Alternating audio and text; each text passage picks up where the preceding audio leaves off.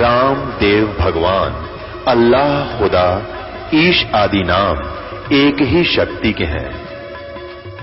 वो कैसा है, कहां है, कैसे मिलता है, किसने देखा है?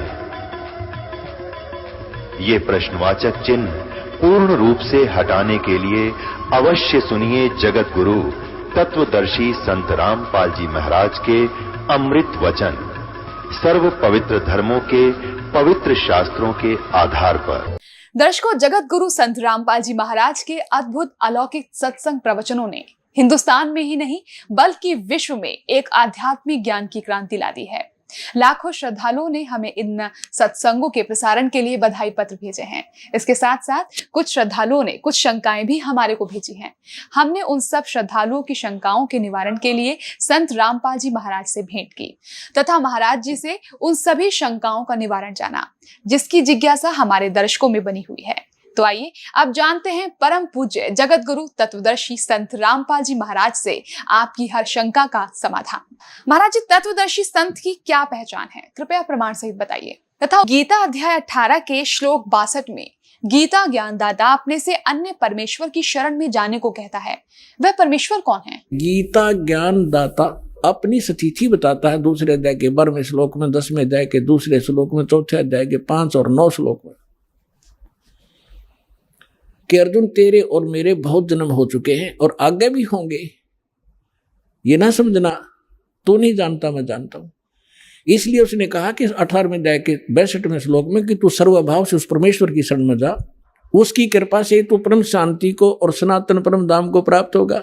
श्रीमद् भगवत गीता अध्याय नंबर 15 के श्लोक नंबर 1 से 4 में कहा है कि ये ऊपर को जड़ और नीचे को तीनों गुण रूपी शाखा वाला संसार रूपी वृक्ष है, और जो संत इसके सभी पार्ट्स को विभिन्न विभिन्न बता देगा वह तत्वदर्शी संत है, वेद के तात्पर्य को जानने वाला है। फिर बताया है कि उसके पश्चात गीता अध्याय नंबर 15 के श्लोक नंबर 4 में कहा है जब तत्वदर्शी संत मिल जाए उसके पश्चात परमेश्वर के उस परम पद की खोज करनी चाहिए जहां जाने के बाद साधक लौटकर कभी संसार में नहीं आते। और जिस परमेश्वर ने सभी ब्रह्मांडों की रचना की है, अर्थात जिस परमेश्वर से संसार रूपी वृक्ष की प्रवृत्ति विस्तार को प्राप्त हुई है, भावार्थ है कि जिसने सब ब्रह्मांडों की रचना की है वो कंप्लीट गॉड है, वो पूर्ण परमात्मा है। केवल उसी की भक्ति करो, गीता ज्ञानदाता स्पष्ट कर रहा है। और फिर कहता है कि अर्जुन चौथे अध्याय के 5 और 9 श्लोक में, दूसरे अध्याय के 12 श्लोक में गीता जी में, और 10वें अध्याय के दूसरे श्लोक में गीता ज्ञानदाता कहता अर्जुन तेरे और मेरे बहुत जन्म हो चुके हैं, तू नहीं जानता मैं जानता हूं। अब जैसे हम श्री कृष्ण जी को मानकर चलें कि श्री कृष्ण जी गीता का ज्ञान दे रहा है, इन अज्ञानियों के आधार से हम चलें तो भी गीता ज्ञान दाता तो अपने आप को कह रहा है मैं नाशवान हूं, मेरी जन्म मृत्यु होती है। जिसकी स्वयं जन्म मृत्यु होती है और उसके उपासकों की भी जन्म मृत्यु होगी।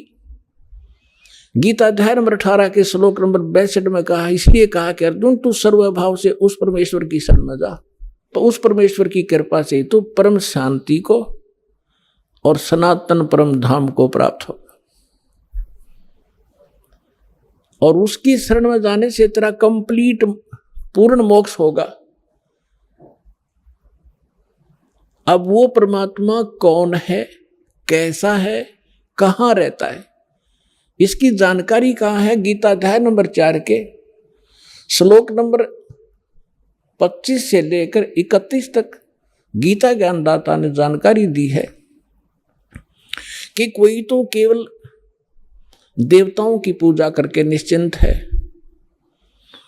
और कोई स्वाध्याय करता है, जैसे कोई गीता का पाठ कर लेता है, कोई वेदों का कुछ मंत्र घोट लिए उनको रिपीट करता रहता है, स्वाध्याय करता रहता है, आवर्ती करता रहता है।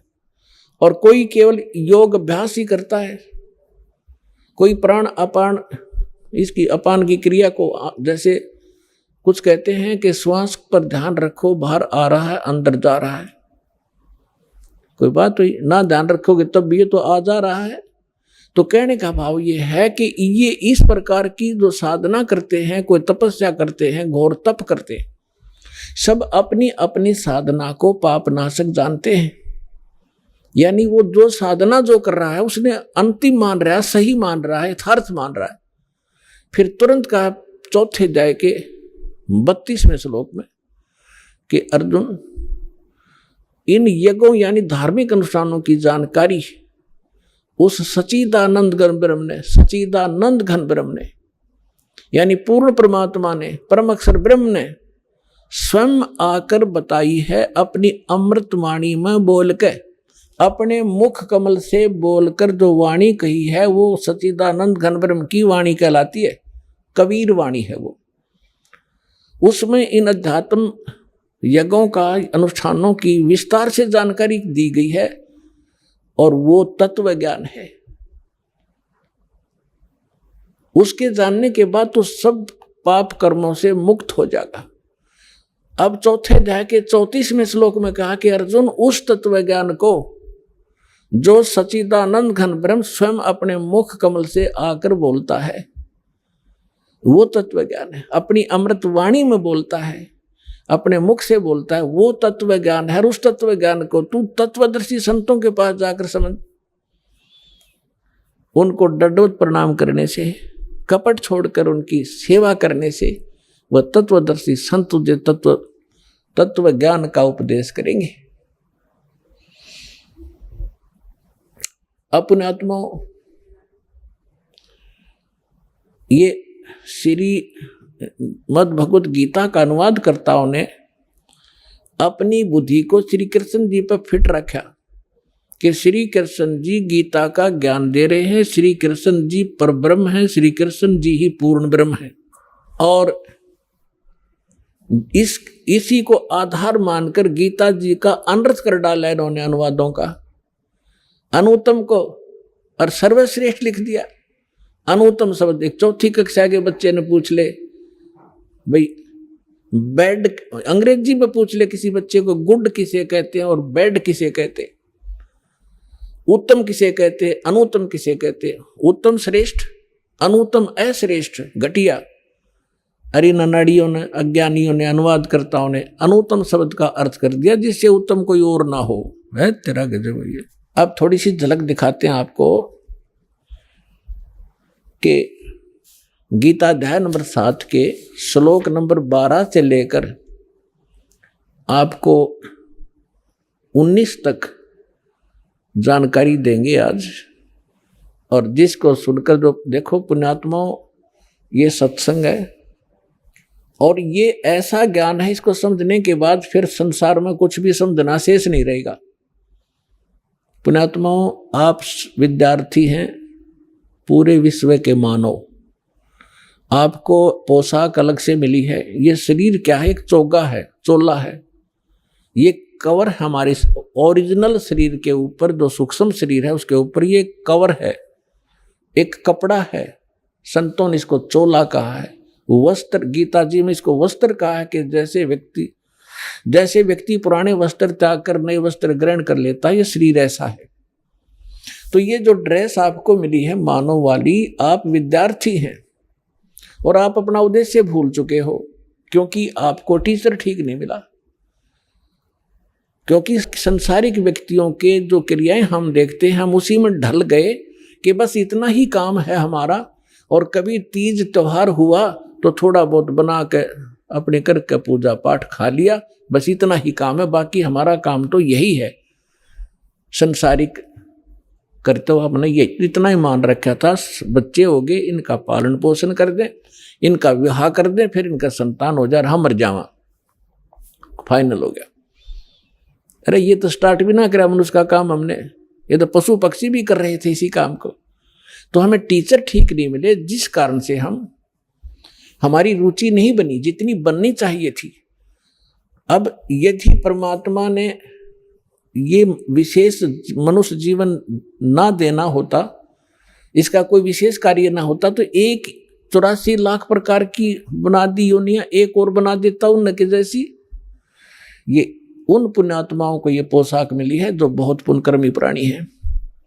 जो परमात्मा पाने योग्य नंबर प्राप्त हैं उनको, इसलिए उनको ये प्रवेश हुआ है इस भगवान वाली यूनिवर्सिटी में जिसमें परमात्मा पाया जा सकता है। उनको ये ड्रेस नारी मिलती है। स्कूल के बच्चे होते हैं, उनकी ड्रेस अन्य होती है, और अन्य जो बच्चे काम खेतों में करते हैं, मजदूरी करते हैं, उनकी ड्रेस अन्य होती है।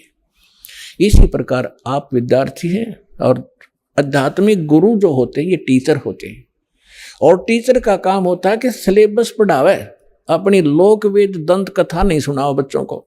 वो तो दुश्मन होता है उनका जो सिलेबस से हटकर ज्ञान देता है। तो आज तक जितने भी हमारे धर्म गुरु थे उन महापुरुषों को छोड़ जिनको भगवान मिले हैं, जिनके शुभ नाम दास ने पहले बता दिया आपको, बाकी सभी हमें लोक वेद सुना रहे थे, गीता अपने सदग्रंथों से हटकर ज्ञान सुना रहे थे। अब दास आपको सुनाना जा रहा है 7वें अध्याय में स्पष्ट लिखा है गीता ज्ञानदाता ने कि अर्जुन अब मैं तुझे ऐसा ज्ञान सुनाने जा रहा हूं जिसको सुनकर, जिसको जानकर फिर संसार में कुछ जानना शेष नहीं रहेगा। अब देखिएगा, अब इससे पहले थोड़ा सा कंसेप्ट ये क्लियर करता हूं। 4थे अध्याय का 32वें श्लोक में इन्होंने गड़बड़ कर रखी है, अनुवाद करता हूं मैं। ये देखिएगा 4थे अध्याय का 32वां श्लोक, ये है श्रीमद् भगवद गीता, गीता प्रेस गोरखपुर से प्रकाशित है। जयदयाल गोविंद का इसके अनुवादक हैं, और ये अध्याय नंबर 4 का और श्लोक नंबर 32। इसमें देखिएगा एवं बहुविधा यगा वितता, ये ब्रह्मण शब्द है, ब्रह्मण मुखे, ब्रह्मण मुखे। आप एजुकेटेड हैं पुण्यात्माओं, परमात्मा ने आपको शिक्षा इसलिए दी है कि आप भगवान को पहचानने में सक्षम हो जाए। नहीं तो पिछला इतिहास देख ले, दास का जन्म जब हुआ हमारे यहाँ कोई शिक्षा नहीं थी, और सब सुख चैन से जिया करते थे, प्यार से रहते थे, बेईमाना नहीं था। इस शिक्षा ने हमारी नैतिकता खराब कर रखी है। जब से हम शिक्षित और अपने आप को विकास मानते हैं, जिसको बड़ा तरक्की कर ली, अपना पतन कर लिया हमने। ऐसी फिल्में देखते हैं बच्चे, ऐसा बिगड़ गया, आपस में प्रेम रहा नहीं। परमात्मा को मालूम था कि इसमें अवगुण बहुत हैं, इसलिए अभी तक हमारे तक इस विष को आने नहीं दिया था एजुकेशन वाले को। अब देना, ये एजुकेशन देना अनिवार्य समझा कि इसके बगैर ये समझ नहीं सकते भगवान कौन है, कैसा है। हमारे काल के दूत इनको मूर्ख बनाए बैठे, इसलिए परमात्मा ने आपको शिक्षा दी। और ये इंस्ट्रूमेंट बनाए जो आज आप प्रोजेक्टर देख रहे हो, चिप देख रहे हो, मोबाइल में अपना सत्संग सुन रहे हो, ये गॉड गिवन है, मनुष्य के सत्तर की बुद्धि का बनाया हुआ नहीं है। पुणात्मा 1994 में दास ने सत्संग शुरू किया था गुरुदेव के आदेश से। उससे पहले चैनल नहीं थे, उससे पहले ये VCR होया करती से, मोटे मोटे लीड तरह से होया करती, DVD वो चला करती थी, थोड़ी थोड़ी चली, शुरुआत हुई थी उनकी। और ना कोई टीवी चैनल थे। अब परमात्मा ने विस्फोट किया, ऐसे साधन बना दिए कि परमात्मा के बच्चे यथार्थ ज्ञान को घर बैठे देखेंगे और भगवान को पहचान कर दौड़े आएंगे, अपना कल्याण करवाएंगे और सदा के लिए सुखी हो जाएंगे। तो इसलिए ये रूबरू आपके किया जा रहा है कि अपने वो सदग्रंथ जिनको आप शिरोधार्य मानते रहे हो, अब श्रीमद् भगवद गीता का स्थान हिंदू समाज के अंदर अद्वितीय है। और जब हमारे वो क्यों है, क्योंकि इसके अंदर एक अनमोल ज्ञान है, इसलिए शिरोधार्य हमारे को और बहुत आदर से हम इस ग्रंथ का नाम लेते हैं, श्रीमद् भगवद गीता जी। अब इसमें लिखा क्या है, ये हमें संदेश क्या दे रहा है, इसके विपरीत हमें बताया जा रहा था। अमृत के स्थान पर हमें विष खिलाया जा रहा था। तो अब हम अमृत खाएंगे, विष त्याग देंगे। जब हमें पहचान हो जाएगी, तो इस पहचान के लिए आपको ये सदग्रंथ रूबरू कराए जाते हैं। अब देखिएगा, ये है अध्याय नंबर 4 का श्लोक नंबर 32। इसमें ये है एवं बहुविधा यज्ञ वितता ब्रह्मण मुखे। ये ब्रह्मण मुखे शब्द है। कर्मजान विधितान सर्वान एवं ज्ञातवा विमोक्षसे। इसका अर्थ इन्होंने कैसा किया है कि इस प्रकार और भी बहुत तरह के यज्ञ, यज्ञ माने धार्मिक अनुष्ठान, इन्होंने ब्रह्मण्य मुखे का अर्थ या अनर्थ कर दिया, वेद की वाणी लिख दिया। वेद की वाणी में विस्तार से कहे गए हैं और उन सब को तू कर्म जान। ये गलत है, शारीरिक क्रिया द्वारा संपन्न होने वाले जान। इस प्रकार तत्व से जानकर उनके अनुष्ठान द्वारा तू कर्म बंधन से सर्वथा मुक्त हो जाएगा। अब इन्होंने जो गड़बड़ की है यहां की है, ब्रह्मण्य मुखे का अर्थ कर दिया वेद की वाणी। अब देखिएगा, कहते हैं चोर चुरावे तुंबड़ी और गड्ढे पानी में, वो गड्ढे हुआ ऊपर आवे न सच्चाई छनी ना। अब किसी चोर ने किसी का तुम्बा चुरा लिया और उसने छुपाने की कोई जगह पाई ना, पानी में छोड़ा नीचे और बाहर बैठ जाकर इतनी देर में फिर आ ले ऊपर, वो फिर दबे, वो फिर कितना चमक जाए थोड़ा सा ऊपर ने। तो इन्होंने कोशिश बहुत की है सच्चाई को उस तुम्बे की तरह जल में छुपाने की, पर छुपा नहीं करता जल में तुम्बा। तो अब देखिएगा गीता अध्याय नंबर 17 के श्लोक नंबर 23 में यही शब्द है ब्रह्मण्य, यहां इन्होंने अनुवाद ठीक कर दिया। ये देखिएगा अध्याय नंबर 17 का श्रीमद् भगवद गीता और श्लोक नंबर 23 में ओम तत्सत इति निर्देश, ये ब्रह्मण्य शब्द है। ब्रह्मण्य त्रिविध समर्थ है, ब्राह्मणा तेन वेदा च यज्ञा च विहिता पुरा। इसका अर्थ इन्होंने सही किया यहां पर, ओम ओम तत् तत् सत सत, ऐसे यह है 3 प्रकार का ब्रह्मण्य माने सच्चिदानंद घन ब्रह्म का नाम कहा है। ये ब्रह्मण्य का अर्थ ये है असली ब्रह्मण्य माने सच्चिदानंद घन ब्रह्म। अपने आत्माओं, ब्रह्म का अर्थ वैसे तो परमात्मा होता है, लेकिन ब्रह्म से जैसे ईश माने क्या होता है? स्वामी, मालिक, परमात्मा। ईश कहो, ब्रह्म कहो। अब फिर परब्रह्म शब्द हो रहा है, हमने सुनने को मिला परब्रह्म, यानी इससे नेक्स्ट ब्रह्म, ब्रह्म से नेक्स्ट। जैसे एक दादा, एक परदादा, दादाजी से दूसरा दादा, नेक्स्ट ग्रैंडफादर। तो ब्रह्म, फिर परब्रह्म, फिर हमने सुना है पूर्ण ब्रह्म, और महापुरुषों की वाणी में हमने सुना है पार ब्रह्म। पार ब्रह्म का अर्थ है कंप्लीट, सबके पार, सबसे पार वाला, सबसे आखिर वाला। तो श्रीमद् भगवत गीता अध्याय नंबर 15 के श्लोक नंबर 16 और 17 में 3 पुरुष हैं। पुरुष कहो, राम कहो, ईश कहो, ब्रह्म कहो। अब जैसे ब्रह्म, फिर परब्रह्म और फिर पूर्ण ब्रह्म, इसी प्रकार गीता जी में 3 पुरुष बताए हैं 15वें अध्याय के 16 और 17 में। अब पहले वहां ले चलते हैं आपको, फिर ये सारा ज्ञान आपका समझ में आओगा। अपने आत्माओं, इतने इंटेलिजेंट मानव बना है आज, इन कंप्यूटर को घुमा रहे हैं छोटे छोटे बेटे और बेटियां। इन मोबाइलों में ऐसे सिस्टम है, इनको बड़ी अच्छी तरह से सेट कर चला लेते हैं। अरे अध्यात्म मार्ग में सब तो पिछड़ गए हम, अब हम अध्यात्म मार्ग में ऊपर आएंगे, पूरा विश्व सुखी होगा, आप भी सुखी होगे, आत्मिक शांति होगी। जो परमात्मा काम किया करता हो, परमात्मा आपके साथ रहेगा, आपको वो सुख देगा। अब देखो कितने ही अच्छी फिल्म आप देख रहे हो और कितनी सुख सुविधा आपने उपलब्ध कर दी वैज्ञानिक तरीके से, और कल एक जवान बेटे की मृत्यु हो जा, एक आंख नहीं सुहा, वो टेलीविजन और वो गाने उन्हें फोड़ने दिल कराए, न फूक दो कि तगेर के। तो पुण्यात्माओं, ये नकली सुख है, असली सुख भगवान से मिलेगा, जो दास आपको विधि बताएगा। आप भी सुखी, आपका परिवार भी सुखी, आपकी 101 पीढ़ी पार हो जाएगी, वो मार्ग आपको बताएगा। अब देखिएगा 15वें अध्याय का ये 16 और 17 में 3 पुरुष हैं, 3 भगवान हैं, 3 ब्रह्म हैं। अध्याय नंबर 15 का ये श्लोक नंबर 16 यहां पर है।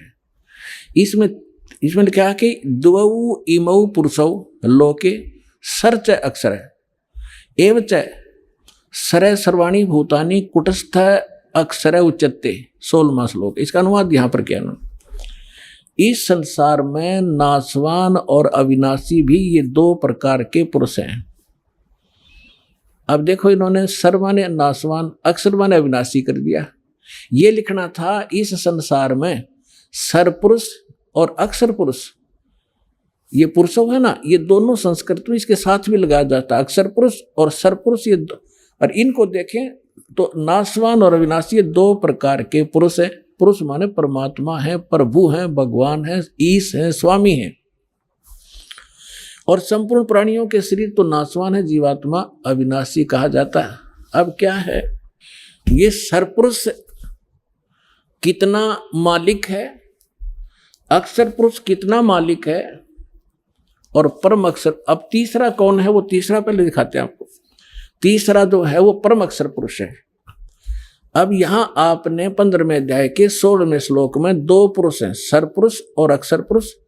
ये दो प्रकार के पुरुष हैं, और इनके अंतर्गत जितने प्राणी हैं वो नाशवान है, और ये स्वयं भी नाशवान है। जीवात्मा तो गधे की भी नहीं मरती, कुत्ते की भी नहीं मरती। अब यहां देखो 15वें अध्याय के 17वें श्लोक में क्या लिखा है कि उत्तम पुरुष है तू अन्य। ये उत्तम पुरुष माने श्रेष्ठ परमात्मा तो इन दोनों से अन्य है, सर पुरुष और अक्षर पुरुष से। सर पुरुष, सर और अक्षर, नाशवान और विनाशी, ये दो प्रकार के पुरुष हैं। इसमें लिखा है 17वें श्लोक में 15वें अध्याय के कि उत्तम पुरुष है तू अन्य, परमात्मा इति उद्धारत है, ये लोग तरम आविश्य विवर्ती अवैश्वर है। उत्तम पुरुष तो अन्य ही है, इन दोनों से कोई और है, वो श्रेष्ठ भगवान परम अक्षर ब्रह्म तीसरे नंबर का। उत्तम पुरुष तो अन्य ही है जो तीनों लोकों में प्रवेश करके सबका धारण पोषण करता है, वो अविनाशी परमेश्वर परमात्मा इस प्रकार कहा जाता है। इसी 15वें अध्याय के प्रथम मंत्र में ये देखिएगा, 15वें अध्याय का प्रथम मंत्र में इसमें कहा है कि ऊर्ध्व मूलम अधः शाखम अश्वत्थम प्राहु अवम छंदासी यस्य पर्णानि ये तम वेद स वेदवित। इन्होंने अनुवाद किया है कि ऊर्ध्व मूलम, आदि पुरुष परमेश्वर मूल वाले, इसका अर्थ करना था ऊर्ध्व माने ऊपर को, जड़ वाला वो तो पूर्ण परमात्मा है, और अधः शाखम, यहां इन्होंने अधः का अनर्थ कर दिया ब्रह्मा रूप मुख्य शाखा वाले। नहीं, अधः माने नीचे होता है, ऊर्ध्व माने ऊपर होता है। इसमें अधः दो बार है, अधः अधः, ये दूसरे श्लोक में। अब यहां इन्होंने, और ऊर्ध्व ऊर्ध्व भी है, यहां देखो इन्हीं का अनुवाद देखते हैं। अधः माने नीचे है, अधः माने नीचे, अधः माने नीचे, और ऊर्ध्व माने ऊपर, ऊर्ध्व माने ऊपर। अब यहां देखो, हम फिर आगे वापस 15वें अध्याय के प्रथम श्लोक में, ऊर्ध्व मूलम अधः शाखम, ऊर्ध्व मूलम अधः शाखम, ये अधः शाखम, ये ऊर्ध्व मूलम अधः शाखम अश्वत्थम प्राहु अवम अविना छंदासी यस्य पर्णानि ये तम वेद स वेदवित। अब इन्होंने ये गलत किया है, यह लिखना था ऊपर को जो जड़ वाला, ऊपर को जड़ वाला वो तो परमेश्वर है, पूर्ण परमात्मा है, ये ठीक है। अधः शाखम गलत कर दिया, नीचे को शाखा वाला, और संसार रूपी पीपल के वृक्ष को अविनाशी कहते हैं, वेद जिसके पत्ते कहे गए हैं। और उस संसार वृक्ष को जो व्यक्ति, जो संत मूल सहित तत्व से जानता है वह है सवेदवित, वह वेद के तात्पर्य को जानने वाला है। वो तत्वदर्शी संत है जो इस संसार रूपी वृक्ष के सभी विभागों को बता देगा। ये देखिएगा, संसार रूपी वृक्ष दिखाता हूं आपको पहले। ये है ऊर्ध्व मूलम अधः शाखम, अधः शाखम, ऊर्ध्व मूलम अधः शाखम अश्वत्थम प्राहु अवम छंदासी यस्य पर्णानि ये तम वेद स वेदवित। अब देखिएगा, ये है वृक्ष जो जमीन से बाहर दिखाई देता है। परमेश्वर ने, कबीर परमेश्वर जी ने 600 वर्ष पहले अपना ज्ञान बताया था एक, और वो लीला ऐसी ही करते हैं, अपने मुख कमल से यथार्थ ज्ञान बोलते हैं, और उस ज्ञान को फिर लिपिबद्ध कर लिया जाता है, वो सच्चिदानंद घन ब्रह्म की वाणी कहलाती है। उसमें उन परमात्मा ने कहा था, अक्षर पुरुष एक पेड़ है और सरपुरुष वाकी डार, निरंजन कहो सरपुरुष कहो। और तीनों देवा शाखा है बाई पात रूप संसार। उस परमेश्वर ने वो परमात्मा जैसे रामानंद जी को मिले थे, स्वामी रामानंद जी को, उन्होंने जब परमात्मा को ऊपर देखा, फिर नीचे उसी एक सिंपल वेशभूषा में धानक जुलाहे रूप में बनारस में देखा। जब कहा था दो ठोड़ है एक तू भया एक से दो, और गरीबदास हम कारणे तुम आए हो मगजो, तुम साहेब तुम संत हो, तुम सतगुरु तुम हंस, और गरीबदास तेरे रूप बिना। रामानंद जी कह रहे और न तू जान, तुम ही साहेब हो, तुम परमात्मा हो, सतगुरु सच्चा ज्ञान देने वाले आप ही हो, तुम साहेब तुम संत हो, तुम सतगुरु तुम हंस। और गरीबदास जी जैसे तुलसीदास जी ने रामायण को लिखा था, चित्रार्थ किया था, उस प्रकार गरीबदास जी को परमात्मा ने दिव्य दृष्टि दी थी। वो सारी सच्चाई गरीबदास साहिब जी ने अपनी वाणी में लिखा, इसलिए गरीबदास जी का नाम आता है। लेकिन वार्ता चल रही है रामानंद जी और परमात्मा की। तुम साहेब तुम संत हो, तुम सतगुरु तुम हंस, गरीबदास तेरे रूप बिना और न दूजा हंस।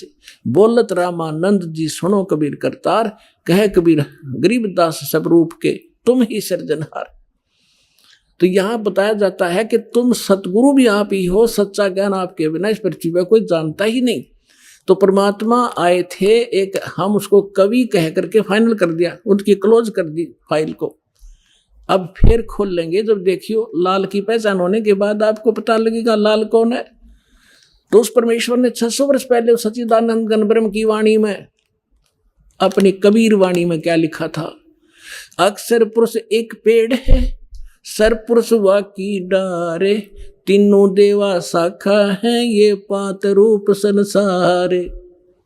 और वे गीता क्या कहती है 15वें अध्याय का प्रथम मंत्र, कि जो संत इस उल्टे लटके संसार रूपी विभाग वृक्ष के सभी विभाग पत्तों सहित जड़ से लेकर पत्तों तक बता देगा, वो तत्वदर्शी संत है। पहचान बताई है तत्वदर्शी संत की।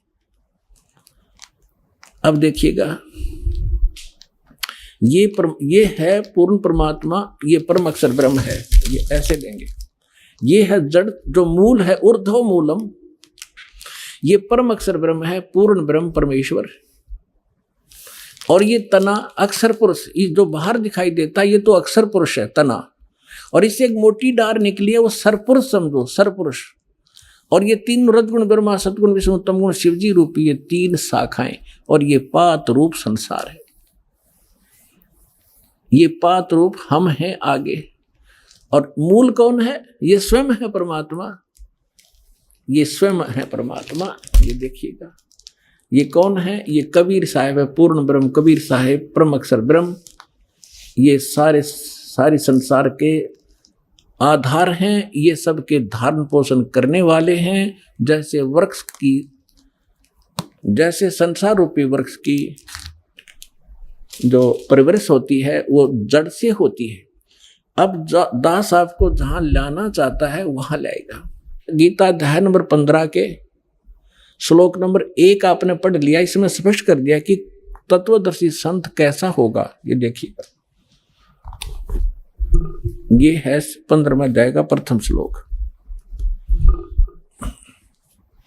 इसमें बताया है कि ऊर्ध्व मूलम अधः शाखम अश्वत्थम प्राहु अवम छंदासी यस्य प्रणानी ये तम वेद सवेदवित। ऊपर को जड़ और नीचे को तीनों गुण रूपी शाखा वाला, ये इसको सारा कंप्लीट मिलाकर हम पढ़ेंगे ना। ऊर्ध्व मूलम अधः शाखम, नीचे को शाखा वाला पढ़ो इसको। और अश्वत्थम यानी संसार रूपी पीपल के वृक्ष को अविनाशी कहते हैं। वेद, ये वेद नहीं है।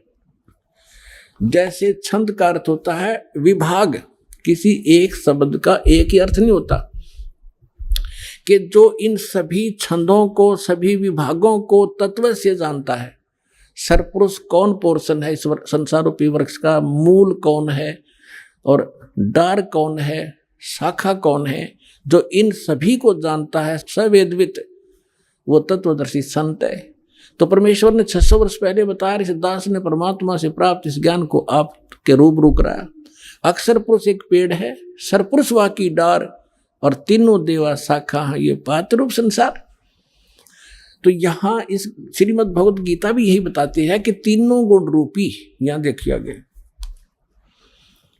15वें अध्याय का ये दूसरा मंत्र आप देखिएगा, उस संसार वृक्ष की तीनों गुण रूप, है पुण्यात्मा ये सदग्रंथ है। यदि इन BA MA की पुस्तकों को एक बच्चा पढ़ समझ सके, टीचर की क्या आवश्यकता थी, इतने बड़े कॉलेज बनाने की क्या आवश्यकता थी। इन किसी भी अपने धर्म ग्रंथ गुरुओं को अपने सदग्रंथों का कख भी पता नहीं। ये कोड वर्ड है, तीनों गुण रूपी शाखा।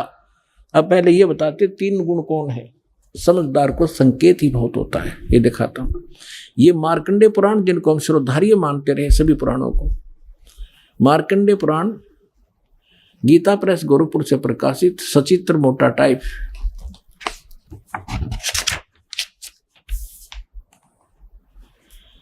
गीता प्रेस गोरखपुर से प्रकाशित है।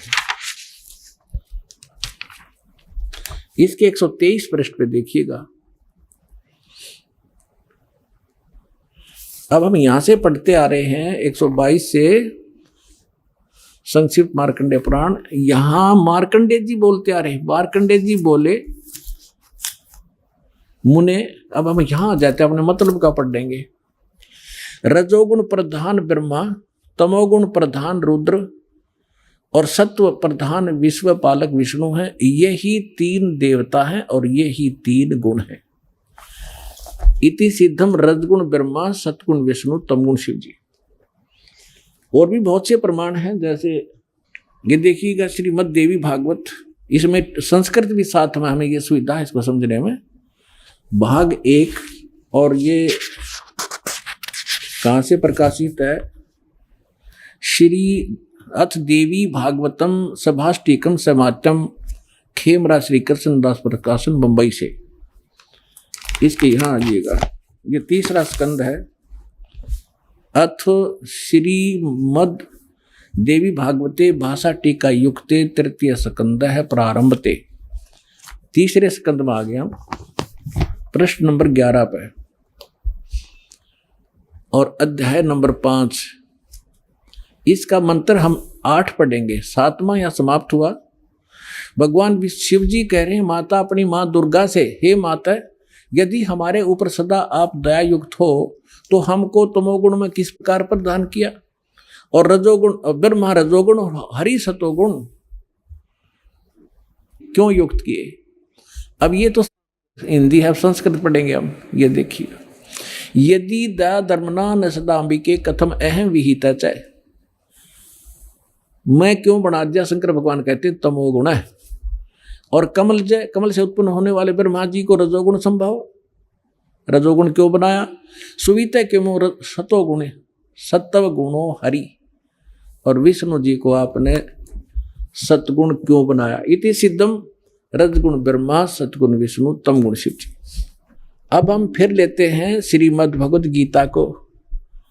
पुण्यात्माओं, इस मनुष्य जीवन का मूल उद्देश्य परमात्मा प्राप्ति है, और भगवान मिल गए, उसका साधना ठीक मिल गई तो हमारा ये जीवन भी सुखी होगा। इसलिए भगवान की खोज हम किया करते थे। और जिस कारण से हम इन नकली संतों के यहाँ फंस गए, जिसने जैसी साधना बताई हम दिन रात लगे रहे, हमारे पूर्वज मर गए, भूत बन गए, अब उनके श्राद्ध निकलवा रहे हैं, वो भूत योनि में भोग रहे हैं और हमें मूर्ख बना रहे हैं, श्राद्ध निकाल दो, तुम्हारे पिता तृप्त हो जाएंगे। पहले पिताजी 360 दिन में 2-2, 3-3 बार रोटी खाया करते, और फिर एक साल में एक दिन छिका कर उसको सदा के लिए सुखी कर देंगे। ये सारे उल्टे काम लगा रखे थे हमारे पूर्वजों को। अब हम सदग्रंथों को समझेंगे, इसमें कहा क्या गया है। अब देखिएगा, ये श्रीमद् भगवत गीता अध्याय नंबर, श्रीमद् भगवत गीता गीता प्रेस गोरखपुर से प्रकाशित है। अब अध्याय नंबर 15 का हमने श्लोक नंबर 1 पढ़ लिया। ऊर्ध्व मूलम अधः शाखम अश्वत्थम प्राहु अवयम छंदासी यस्य प्रणानी ये तम वेद स वेदवित्।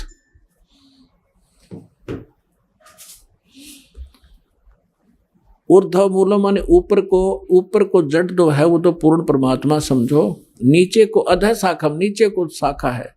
ये संसार रूपी पीपल का वृक्ष को अविनाशी कहते हैं, वेद जिसके पत्ते कहे गए। उस संसार वृक्ष को जो पुरुष मूल सहित जानता है, यानी जड़ से लेकर पत्तों तक जानता है, वह सवेदवित, वह वेद के तात्पर्य को जानने वाला है, अर्थात वो तत्वदर्शी संत है। अब अगले में कहा दूसरे में, उस संसार वृक्ष की तीनों गुण रूप, रजगुण ब्रह्मा, सतगुण विष्णु, तमगुण शिवजी रूपी, ये दल से बड़ी हुई नहीं, विषय पर वाला शाखा, विषय वासना रूपी ये तीनों शाखाएं हैं, रजगुण ब्रह्मा, सतगुण विष्णु, तमगुण शिवजी, नीचे और ऊपर, सर्वत्र नहीं, अधः माने नीचे, ऊर्ध्व माने ऊपर, नीचे और ऊपर फैली हुई है। और इस मनुष्य लोक में हमारे कर्मों के अनुसार बांधने की भी ये मुख्य कारण है। कर्मानुबंधनी मूल्यानी, ये हमें यहाँ कर्मों के आधार पर यही रखते हैं, जैसे जिसका कर्म है उसको वैसा ही देते रहते हैं। किसी के अच्छे पुण्य है तो उसको अच्छा देते रहेंगे, जिसका पाप है उसको दुख देते रहेंगे। इसमें कोई परिवर्तन ये नहीं कर सकते, और हमें यहाँ बांधे रखने के ये मूल कारण है। अब देखो, नीचे और ऊपर, सभी लोगों में नहीं, नीचे और ऊपर फैली हुई है। अब तीसरे में क्या कहा है कि इस संसार वर्ष का स्वरूप जैसा कहा है वैसा यहाँ विचार काल में नहीं पाया जाता। यानी मेरे और तेरे डिस्कशन में जो गीता जी का ज्ञान मैं दे रहा हूं, इसमें मैं कंप्लीट नहीं बता पाऊंगा उस परमात्मा के बारे में। इसलिए ऑप्शन छोड़ रखा है इसने। चौथे अध्याय के 34वें श्लोक में कहा कि उस तत्व ज्ञान को जो परमात्मा स्वयं अपने मुख कमल से बोलता है, चौथे अध्याय के 32 और 34 में, वो तत्व ज्ञान है। उस तत्व ज्ञान को तू तत्वदर्शी संतों के पास जाकर समझ। गीता ज्ञानदाता कहता मैं नहीं जानता उसको कंप्लीट। यहाँ स्पष्ट कर रहा है कि यहाँ विचार काल में जो गीता का ज्ञान मैं तुझे दे रहा हूं, मैं इसको कंप्लीटली नहीं बता पाऊंगा। तेरे और यहाँ मेरे विचार काल में ये पूर्णतः नहीं पाया जाता, उसको किसी और से समझ। ये देखिएगा, इस संसार वृक्ष का स्वरूप जैसा कहा है, यानी सृष्टि रचना जैसी मुझे पता है, वैसा यहाँ विचार काल में, यानी गीता जी के डिस्कशन में, इस विचार विमर्श में नहीं पाया जाता। इसमें नहीं मिलेगा तेरे को, क्योंकि न तो इसका आदि है न इसका अंत। इसको पता नहीं गीता ज्ञानदाता को, तथा न इसकी अच्छी प्रकार कोई सचिथि है। इसलिए इस सुविरुद्ध मूलम, यानी सुविरुद्ध माने अति दृढ़ मूल वाले, यानी परमात्मा का जो ऊपर का लोक है, सतलोक, अलखलोक, अगमलोक और अकहलोक, जिसे अनामी लोक कहते हैं, वो अविनाशी है, उसका कभी नाश नहीं होता। इसलिए सुदृढ़ मूल, तो उसका सुदृढ़ कहा है। वो सुदृढ़ मूलम, सुदृढ़ यानी अविनाशी रूपी मूल वाले, जो स्थान जहां भगवान रहता है वो अविनाशी है। यहां उसका संकेत देखिएगा, सुविरुद्ध मूलम, इस अति दृढ़ मूल वाले अश्वत्थ संसार रूपी पीपल के वृक्ष को दृढ़ इन्होंने क्या कर दिया, असंग शस्त्रेण छित्वा, इन्होंने कर दिया वैराग रूप शस्त्र द्वारा काट कर। ये कहना था तत्व ज्ञान रूपी शस्त्र द्वारा काट कर, यानी उस तत्व ज्ञान जो मैं वो संत बतावेगा, भगवान का बोला हुआ ज्ञान वो बताता है, वो है तत्व ज्ञान रूपी शस्त्र। उस ज्ञान रूपी उलझी गुत्थी को तत्व ज्ञान रूपी शस्त्र तक काट के, उसके पश्चात ये देखिए 15वें अध्याय का 4था श्लोक, ये देखिएगा 15वें अध्याय का गीता अध्याय नंबर 15 और श्लोक नंबर ये है 4। उसके पश्चात उस परम पद रूप परमेश्वर को भली भांति खोजना चाहिए, जिसमें गए हुए पुरुष यानी साधक फिर लौटकर संसार में नहीं आते, और जिस परमेश्वर से पुरातन संसार वृक्ष की प्रवृत्ति विस्तार को प्राप्त हुई है, उसी आदि पुरुष नारायण की मैं शरण हूं। इस प्रकार दृढ़ निश्चय करके उस परमेश्वर का मनन और निधि ध्यान करना चाहिए। परपदेवा ने पूजा होती है, इन्हें अड़ंगा डांड से मतलब था।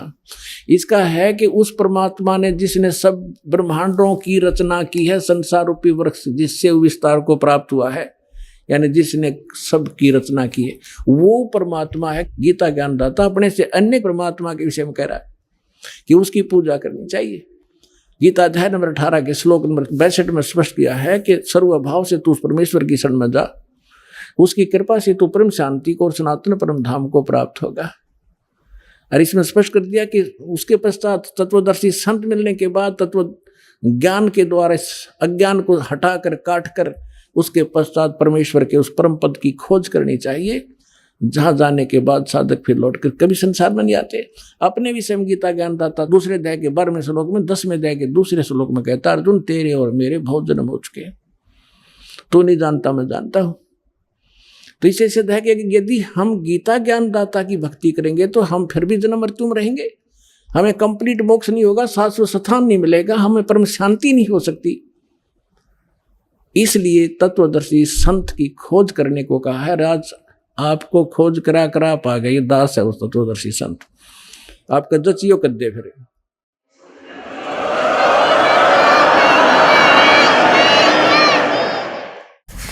अब आपको फिर लाते हैं 15वें अध्याय के 16 और 17 दो श्लोकों पर। आइए अब हम उन श्रद्धालुओं के अनुभव जानते हैं जो जगत गुरु तत्वदर्शी संत रामपाल जी महाराज जी से दीक्षा प्राप्त कर चुके हैं तथा उनके द्वारा बताए गए भक्ति मार्ग पर चल रहे हैं। नमस्कार सर। हाँ सत साहेब भगत जी। क्या शुभ नाम है जी आप जी का? मेरा नाम भक्त दुष्यंत दास है। सर कहाँ से आए आप? मैं ग्राम रानी तराई, तहसील डोंडी लोहारा, जिला बालोद, छत्तीसगढ़ से आया हूँ। सर क्या काम करते हैं आप? सर मैं अभी पुरुष स्वास्थ्य कार्यकर्ता में ट्रेनिंग किया हूँ और अभी अपने गांव के पास ये उसमें प्राथमिक चिकित्सा का कार्य करता हूँ। सर परम संत सतगुरु रामपाल जी महाराज की शरण में आने से पहले आप कौन सी भक्ति करते थे? मैं परम सदगुरु रामपाल जी महाराज के शरण में आने से पहले कबीरपंथी दामा खेड़ा से भक्ति लिया था। वहाँ का जो महंत है, मैंने जो गांव में कड़िहार बना के रखते हैं, उनसे मैं गुरु दीक्षा लिया था। तो वहाँ मुझे जो मंत्र दिए थे 5 नाम, तो 5 नाम का जो मंत्र दिए थे, लेकिन उसका जो है कैसे, किस विधि से और किस नियम से कैसे उसका जाप करना है, पालन करना है, इसके बारे में मुझे कोई सटीक जानकारी नहीं दिया था, जिसके कारण से मैं जो है मैंने थोड़ा सोच में था कि वहाँ कबीरपंथी में ये था कि एक मूल संध्या पाठ है जो शाम के समय आरती करते थे और उसमें प्रथम बार में बोलते हैं कि श्वास श्वास पे नाम ले, बीता श्वास मत खोए, न जाने यह श्वास का आवागमन न है। तो मैं ये सोचता था कि ऐसा कोई जो मंत्र दिए हैं इसमें कोई विधि नहीं बताए हैं कि इसको श्वास श्वास पे नाम को सुमिरन कैसे करना है। और ये बताते हैं कि जो गुरुजी बताते हैं कि सतनाम, सार नाम और सार शब्द, इसके बिना जो है मुक्ति हो ही नहीं सकती है। और आप ये सब चीज का जब नियम में मर्यादा में रह के पालन करोगे तभी मुक्ति हो पाएगा। और हमें जो मंत्र दिया है उसमें ना तो कोई नियम है, ना कोई मर्यादा है, ना ये कोई बताया नहीं कि ये सतनाम है कि सार नाम है या सार शब्द है और इसका सुमरन कैसे करना है। तो मैं जब गुरुजी का जो है सत्संग सुना साधना चैनल में, तो मेरे को लगा कि वास्तविक में जो हमें भक्ति मार्ग बताए हैं ये अधूरा है और तत्व ज्ञान से जो है रहित है। तो मैं गुरुजी के शरण में आया और यहाँ से नाम दीक्षा लिया हूँ। सर जब आप बता रहे थे दामा खेड़ा से आप नाम उपदेश लेके भक्ति करते थे, तो क्या भक्ति देते थे, क्या मंत्र जाप करने के लिए देते थे वो आपको? दामा खेड़ा वाले जो है 5 नाम देते थे। आदि नाम, अजर नाम, पताले शब्द, सिंधु नाम, यही नाम हंस को काम, पकड़ो कुंजी, खोलो कपाट, पांडी चढ़े मुल्की घाट, भरमभूत का बांधव गोला, धर्मदास अजर मुख बोला, 5 नाम यह प्रमाण, जो हंसा को ले सतलोक समान। ये नाम जो देते थे दामा खेड़ा वाले, तो मैं जो है अपने महंत जी से जाके पूछा हूँ कि महंत जी इसमें जो है बताते हैं कि ओहम सोहम तत्व विचारा बंख नाल में किया समारा, मन को मार गगन चढ़ जाए, मान सरोवर बैठना है, ये मूल संध्या पाठ में जो बोलते हैं, तो इसका अर्थ क्या है? तो वहाँ हमारे जो महंत जी बताए कि भाई ये जो है ओहम है, ये सोहम है। तो मैं बोला कि भाई इंगला पिंगला सुषमा नाड़ी कहते हैं, तो ये इंगला पिंगला सुषमा नाड़ी क्या हुआ? तो फिर बोलते हैं ये इंगला है, ये पिंगला है, ये सुषमा नाड़ी है। तो मैं बोला कि वही ओहम, वही सोहम, वही इंगला, वही पिंगला, ऐसा तो हो ही नहीं सकता। तो फिर मैं थोड़ा सा ये हो गया। फिर मैं बोला कि यहाँ दामाखेड़ा पंथी में जो है चौका आरती बनाने का जो प्रथा है कि चौका आरती हर कार्यक्रम में, जाए वो सट्ठी का कार्यक्रम हो, चाहे विवाह का कार्यक्रम हो, चाहे मन्नी का कार्यक्रम हो, उसमें चौका आरती वगैरह बनवाते थे। तो मैंने बोला कि मूल संध्या पाठ में लिखा है कि घट का चौका कर उजियारा, हितकर संपुट कर ले मूला, यह नैनन साहेब को तूला, अहंकार अभिमान विडारा, घट का चौका कर उजियारा। तो इसमें घट का चौका लिखा है, ना कि घर का चौका। और यहाँ तो है घर का चौका करते हैं, लेकिन घट में जो अवगुण रूपी जो अंधकार है वो तो जस का तस है। इसके बारे में तो कुछ सही ढंग से ज्ञान मिल नहीं रहा है। तो मैं थोड़ा सा बहुत अपने आप में महसूस करने लगा कि मेरे को सही ज्ञान नहीं मिल रहा है और जो भक्ति नहीं मिल रहा है, तो मेरा उद्धार कैसे होगा, मुझे मुक्ति कैसे मिलेगा। मैं अपने आप में जो है थोड़ा तड़पने लगा। तो फिर गुरु जी के शरण में आया हूँ। सर, परम संत सतगुरु रामपाल जी महाराज की शरण में आप कैसे आए? मैं परम संत सदगुरु जी रामपाल जी महाराज के शरण में साधना चैनल में गुरु जी का सत्संग सुना हूँ। और एक दिन मैं अपने फूफा जी के गांव अरमरी कला गया था। तो वहाँ फूफा जी जो है बताया कि एक पम्पलेट दिया सदगुरु जी का और ज्ञान गंगा की पुस्तक दिया और बोले कि आप साधना चैनल में 7:55 को जो है कार्यक्रम देता है गुरु जी का, वो आप कार्यक्रम सुनिए। तो मैं सुना और अपने माँ और बाबूजी को भी बताया कि कबीर परमेश्वर का जो सत्संग का कार्यक्रम साधना चैनल में देता है, तो उन लोग भी सुने। तो फिर मेरे माँ बाबूजी बोलते हैं कि 2-4 महीना सुनने के बाद कि हम लोगों को बड़वाला जाना है, सत्संग में गुरु जी से दीक्षा लेना है। तो मैं सोचा कि अब मेरा माँ बाबूजी पढ़ा लिखा भी नहीं है, उतना दूर दिल्ली से आगे हरियाणा में बड़वाला कहाँ पे है, अकेले कैसे जाएंगे, भटक जाएंगे। तो मैं अपने माँ बाबूजी से बोला कि एक काम करता हूँ कि मैं भी आप लोगों के साथ चलता हूँ। तो फिर मैं अपने भगतमती जी के भी बोला हूँ कि हम लोग सब एक साथ बड़वाला जाएंगे और सदगुरु रामपाल जी महाराज के पास दीक्षा लेंगे। तो मेरा भगतमती जी जो है अपनी मेरा भाई बहू यानी अपने उसकी देवरानी जी को भी बोली, तो उन लोग भी तैयार हो गए। तो हम लोग सब आए यहाँ और सदगुरु के शरण में आके जो है नाम दीक्षा लिए हैं।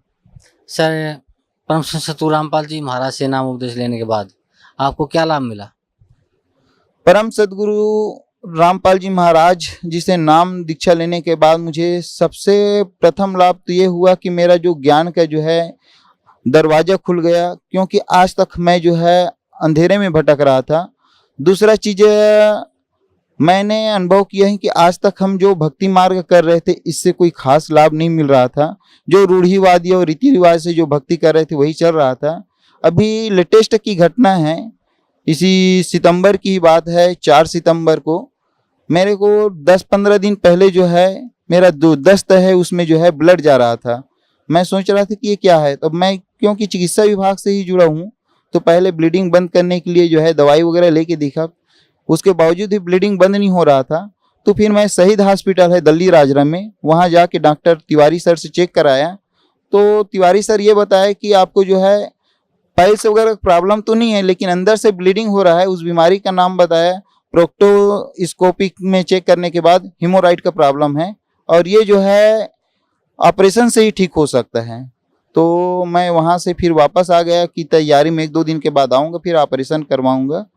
फिर घर आने के बाद मैं अपने भक्तमती को बताया कि भाई मेरे को ऑपरेशन करवाना है और 1-2 दिन के बाद जानना है। तो भक्तमती बोले कि सदगुरु रामपाल जी महाराज तो बड़े बड़े बीमारी को ठीक कर सकते हैं, तो आप पहले उसके पास अर्जी लगा लीजिए, क्योंकि जब बड़े बड़े बीमारी ठीक हो सकते हैं आपका छोटा मोटा बीमारी क्यों ठीक नहीं हो सकता है। तो मैं 6 तारीख के डेट में अर्जी यहाँ लगाया। तो उस डेट में क्या है सत्संग चालू था। तो भगत जी लोग बोले कि अभी 3 दिन तक के 6, 7, 8 को जो है अभी अर्जी नहीं लिखेंगे, गुरु जी मना किया है, उसके बाद आप अर्जी लगा सकते हैं। फिर मैं ये सोचा कि मेरा जो है ब्लीडिंग बढ़ रहा है, ज़्यादा ब्लीडिंग बढ़ जाएगा तो तकलीफ हो जाएगा। तो मैं ये सोच के जो है ऑपरेशन करवाने के लिए हॉस्पिटल चला गया। वहाँ ऑपरेशन करवाया। ऑपरेशन करवाने के बाद जो है 2-3 दिन के बाद वहाँ से डिस्चार्ज कर दिया। अब वहाँ से आने के बाद भी हॉस्पिटल में भी और वहाँ आने के बाद भी मेरा जो है ब्लीडिंग जो है बंद नहीं हो रहा था। फिर मैं परेशान हो गया कि अब कैसा करूँ, ऑपरेशन भी करवा लिया, उसके बावजूद भी ब्लीडिंग बंद नहीं हो रहा है। तो फिर मैं वापस जो है 13 तारीख को फिर अर्जी लगाया गुरुजी के पास कि गुरुजी मैं अब बहुत परेशान हूँ, दवाई खाया, दवाई से ठीक नहीं है, ऑपरेशन करवाया, ऑपरेशन के बाद भी ब्लड जा रहा है। तो फिर भगत जी बताया कि आपका अर्जी स्वीकार कर लिया, 101 नंबर में जो है आपका अर्जी है और आप शाम को 6 बजे इसका जो है समाधान आप पूछ लेना। फिर मैं बाद में फिर फोन लगाया तो बताया गुरुजी कि आपको जो है ज्योति के लिए संकल्प लेना है, गुरुजी का आदेश है। तो मैं गुरुजी के जो जहाँ हम लोग पूजा करते हैं गुरुजी के ये के सामने, वहाँ पे गुरुजी का दंडवत प्रणाम किया और संकल्प लिया कि हे बंदी छोड़, आप मेरे सभी दुखों और कष्टों का निवारण करें, आप ही मेरे परमपिता परमात्मा हो। मुझसे जो गलती हो गई कि मैं आपके ऊपर विश्वास नहीं किया और इतना बड़ा और ऑपरेशन करवा लिया और ये किया, लेकिन फिर भी मुझे कोई परेशानी से जो है छुटकारा नहीं मिल रहा है। तो फिर जैसे ही मैं संकल्प लिया और 24 घंटे के बाद जो है मेरा जो दस्त में जो ब्लड जा रहा था वो परेशानी दूर हो गया। ये मुझे अभी वर्तमान में ही लाभ मिला है। सर, पहले जब आप भक्ति करते थे दामाखेड़ा से, नामदान लेने के बाद उससे आपको कोई लाभ नहीं मिल रहा था, फिर आपने परम संत सतगुरु रामपाल जी महाराज की शरण में आए और उनसे नाम उपदेश लिया, तो सबसे बड़ा लाभ तो ये मिला कि आपका आध्यात्मिक जो योग बता रहे हैं आप वो खुल गए। आपको पता चला कि भाई किसकी भक्ति करनी चाहिए, कैसे करनी चाहिए। कबीर परमात्मा ही मोक्षदायक हैं, उनकी भक्ति करनी चाहिए और उसी भक्ति से हम सतलोक जा सकते हैं। वो भक्ति परम संत सतगुरु रामपाल जी महाराज के पास है। तो आपको मोक्ष का मार्ग मिला। और दूसरा, आपको जो लाइलाज बीमारी थी जिसका आप दवाई भी ले चुके थे, आप ऑपरेशन भी करवा चुके थे, फिर भी आपको कोई लाभ नहीं मिल रहा था, सतगुरु रामपाल जी महाराज की मात्र आशीर्वाद से ही आप ठीक हो गए। तो सर, भक्त समाज को आप क्या संदेश देना चाहते हैं? मैं तो भक्त समाज को ये कहता हूँ कि हम लोग शुरू से कबीरपंथी से दामाखेड़ा से जुड़े थे और वहाँ कबीर साहब की जीवन चरित्र में जो पढ़ते थे कि कबीर साहब जो है उस अपने निज स्थान से जो है एक तालाब में कमल के फूल में प्रकट होते हैं और अपने जो जीवन चरित्र को जो जैसे करते हैं कि एक बिना ब्याहे बछिया के दूध को ग्रहण करके जो है अपना परवरिश करते हैं। तो ये जो है कबीर सागर में तो ये चीज उसका कबीर परमेश्वर का तो जीवन चरित्र लिखा है, लेकिन आज तक हमारे पंथ में कबीर पंथ के कोई अन्य धर्म गुरु जो है इस बात को जो है वेदों के द्वारा जो है प्रमाणित करके नहीं बताया है। जो वेदों में कई वर्षों पहले जो है रूबारूब लिखा है कि वो परमात्मा जो है तीव्र वेग से बिजली के समान आते हैं और एक कमल के फूल पुष्प में पानी में जो है प्रकट होते हैं और बिना ब्याहे बच्चिया के द्वारा जो है अपने दूध का ग्रहण करके अपने जीवन परवरिश करते हैं। तो ये तत्व ज्ञान जो वेदों में छिपा है, इसको सदगुरु रामपाल जी महाराज के अलावा आज तक कोई संत कोई गुरु जो है नहीं बता पाया है। तो मैं भक्त समाज को ये कहना चाहता हूँ कि ये पूरे 21 ब्रह्मांड में बंदी छोड़ सदगुरु रामपाल जी महाराज के अलावा आज किसी के पास तत्व ज्ञान नहीं है, क्योंकि आज हम जो है अपने ही वेदों को जो है सही ढंग से झांक नहीं रहे हैं, सही ढंग से ग्रहण नहीं कर रहे हैं, अध्ययन नहीं कर रहे हैं, बल्कि सभी धर्म गुरुओं की जो मनमुखी रूप से लोक वेद जो बताए उसको जो है सुन रहे हैं। जबकि हमारे श्रीमद् भगवद गीता में अध्याय नंबर 15 के श्लोक नंबर 1 में से 4 में स्पष्ट लिखे कि संसार रूपी वृक्ष में जो है ऊपर की ओर जड़ और नीचे की ओर जो शाखा है, इसको जो है जड़ से लेकर शाखा और पूरे पत्ते तक जो सही सही उसके पाठ को बता देगा, वही तत्वदर्शी संत है। और ऐसा आज तक हमें कोई संत जो है ऐसा मार्ग ऐसा ज्ञान कोई नहीं बताया। तो मैं सभी भक्त समाज से सादर हाथ जोड़ के विनम्र करके निवेदन करता हूँ कि वो जो है बड़वाला आश्रम आए और बंदी छोड़ सदगुरु रामपाल जी महाराज जी से दीक्षा लेकर अपना जो है मोक्ष करे और अपना ये जन्म मरण के जो असाध्य रोग है इससे जो है छुटकारा पाए। सर, पहले आप दामाखेड़ा से जुड़े हुए थे और एक बहुत बड़ी विडंबना है और बहुत बड़ा एक मैं समझता हूँ बहुत बड़ा दुख का कारण है कि इसी समाज में नकली कबीर पंथ भी फैला हुआ है और उनमें सबसे अहम भूमिका दामाखेड़ा वालों ने निभाई है। तो वहीं से आप जुड़े हुए थे। तो सर, फिर आपने वहाँ से हट के परम संत सतगुरु रामपाल जी महाराज से नाम उपदेश लिया और आपको जो लाभ मिला वो आप हमारे दर्शकों को बता ही चुके हैं। तो सर, मैं आप जी से यही प्रार्थना करता हूँ ये कि जो साधक जो भगत आज भी दामाखेड़ा से जुड़े हुए हैं उन भक्तों को विशेष तौर पे आप क्या कहना चाहते हैं? मैं भक्त समाज से जो दामाखेड़ा जुड़ा हुआ है इसको ये बताना चाहता हूँ कि दामाखेड़ा वाले ये गारंटी और दावा करते हैं कि जो वंश 42 के द्वारा जो है नाम दीक्षा लेते हैं उसी की मुक्ति होगी। बाकी अन्य किसी अन्य कबीरपंथी से जो है नाम दीक्षा लेते हैं उसकी कभी मुक्ति नहीं हो सकती है।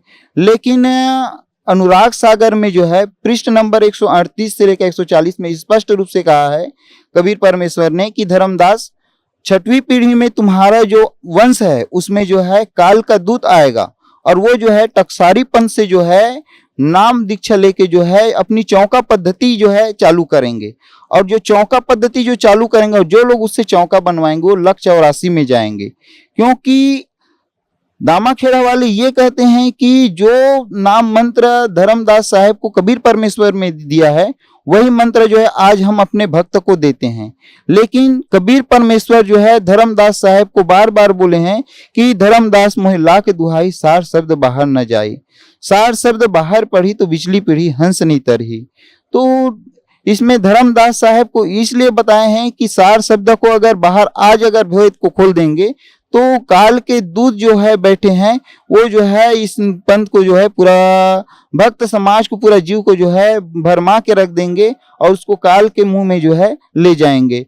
तो मैं ये कहता हूं कि आज तक जो है दामाखेड़ा वाले जो बात जो बोल रहे थे कि वंश 42 के अलावा जो है किसी अन्य के साथ मुक्ति नहीं हो सकती है, तो मैं यही कहूंगा कि ये बात जो है निरर्थक है। क्योंकि उसमें कबीर सागर में ये भी लिखा है कि प्रत्येक वंश जो है 25 वर्ष और 20 दिन के गद्दी में रहेंगे। लेकिन ऐसे कबीर पंथ दामाखेड़ा में जो है 15वीं पीढ़ी चल रहे हैं, लेकिन ऐसा उसके जो नियम में जो है कोई भी पंथ जो है वस्तु स्थिति में नहीं चल रहे हैं।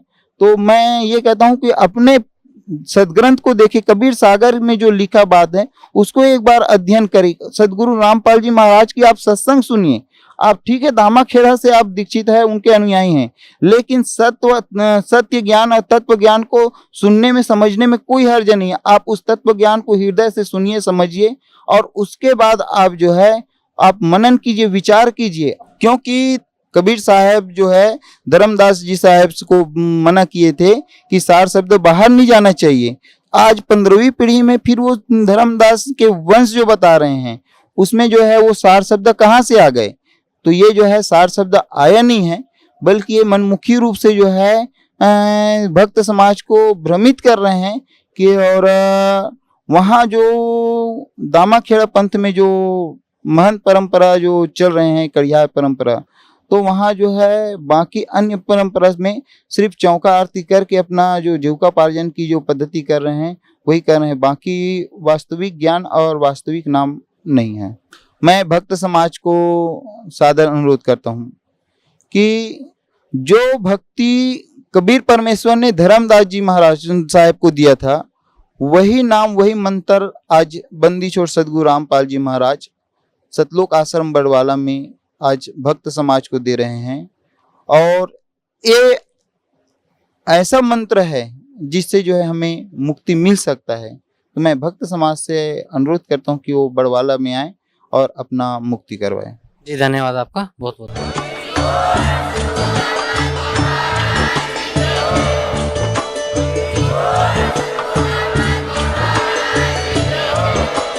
आप सुन रहे थे जगत गुरु तत्वदर्शी संत रामपाल जी महाराज जी के मंगल प्रवचन। अधिक जानकारी के लिए विजिट कीजिए हमारी वेबसाइट www.jagatgururampalji.org। संत रामपाल जी महाराज जी के शुभ आशीर्वाद से पूरे विश्व भर में 500 से भी ज्यादा नाम दीक्षा केंद्र हैं, जिन पर संत रामपाल जी महाराज जी द्वारा ऑनलाइन निशुल्क नाम दीक्षा दी जा रही है। अपने नजदीकी नाम दीक्षा केंद्र का पता करने के लिए संपर्क करें 8222880541।